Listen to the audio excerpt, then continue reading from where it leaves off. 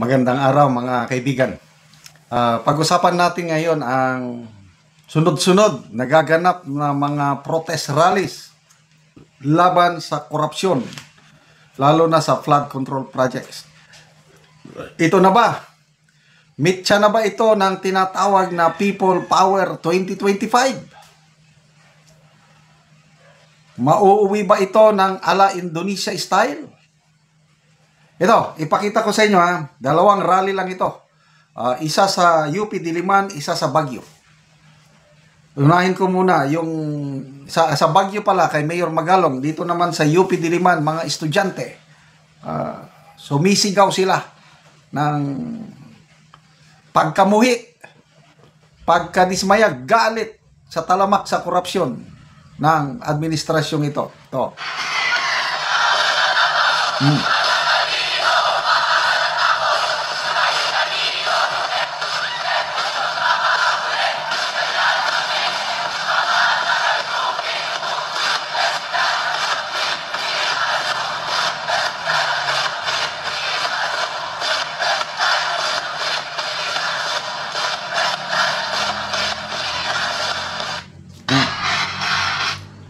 Ito, mga estudyante yan.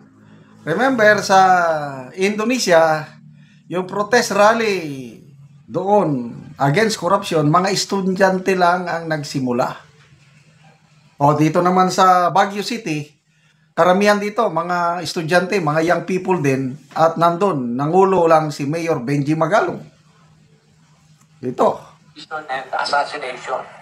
Kami pa ang pinalabas na kami yung corrupt and cases were filed against us. And surprisingly, it was even used against us during this election. Only to find out, nalaman ko pala na February pala, na-dismiss na yung kaso, pero July nilabas, na-dismiss na pala yung mga kaso. Ganyan katindi ang influensya nitong mga corrupt na politiko na to. Nakaya nilang sirain kung kakalabanin mo sila, pero hindi ho dapat tayo pumayag. Yun. Sobra na. Wala nang katapusan yung kanilang kasakiman. Kaya naman, ako'y natutuwa because this is an effort, for good governance at sa effort na to, laban sa corruption, we're doing this for our young generation. At ako'y natutuwa dahil nakikita ko ngayon, ang mga kabataan ngayon ay gumagalaw. And I hope na dapat wag lang itong kampanya, itong krusada na ito, hindi dapat matapos lang ng 6 na buwan, isang taon. Dapat tuloy-tuloy. Yun. Tuloy-tuloy. Hanggang tumino ang ating mga political leaders. Ganoon na rin po yung ating mga bureaucrats na nakipag-ugnayan. No, ito po'y, itong corruption na nangyayari po na ito, ito po'y syndicated na, highly organized crime. Kung nakikita nyo, akala nyo yung mga contractor lang ang may sala. Hindi po yan. May sala ang contractor, may sala yung mga involved dyan sa mga infrastruktura ng proyekto. Hindi pa yan. Ang pinaka-sakim dyan, pinaka-mastermind dyan, yung mga politiko. Correct. Correct. Politiko. Kaya hindi ho dapat tayo huminto. Dahil ito'y laban ho natin para sa kabataan, laban din ho natin to para sa ating bayan. Kaya dito sa Baguio, pinapayagan ko po ang social activism. Wow!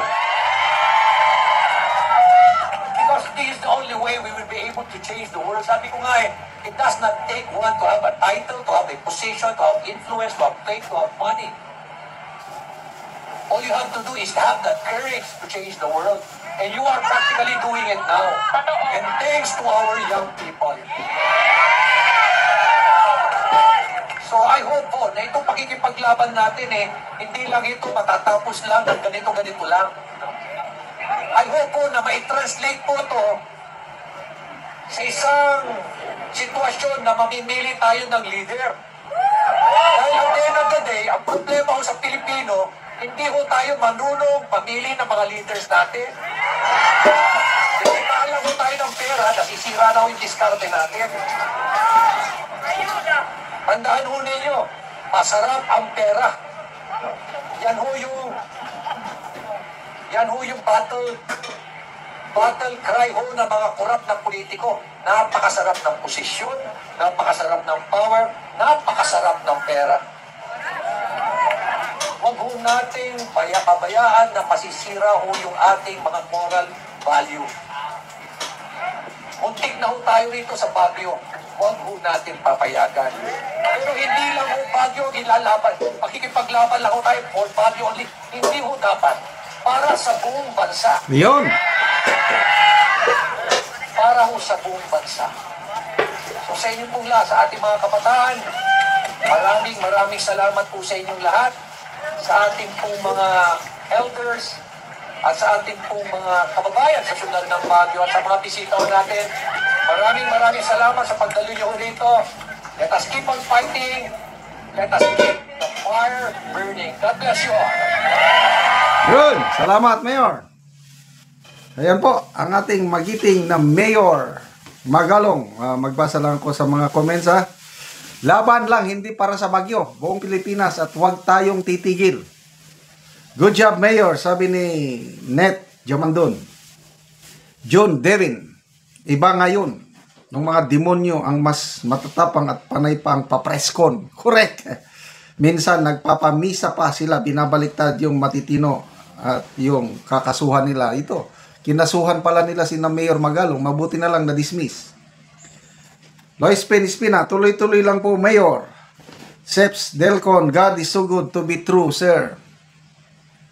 Cheers for Mayor Magalong. Mabuhay ka, Mayor. Mabuhay ka, Benji Magalong. Yes, mabuhay tayong lahat na nagmamahal sa ating bayan. So, ito na ba ang simula ng people power? I think so. People power laban sa korupsyon. Sa mga politiko na utak. Sa mga maanumalyang hindi lang flood control project but lahat na ng project na sinasagawa ng gobyernong ito, labanan natin itong talamak na korupsyon. Okay, salamat mga kaibigan sa inyong pagsubaybay sa ating channel.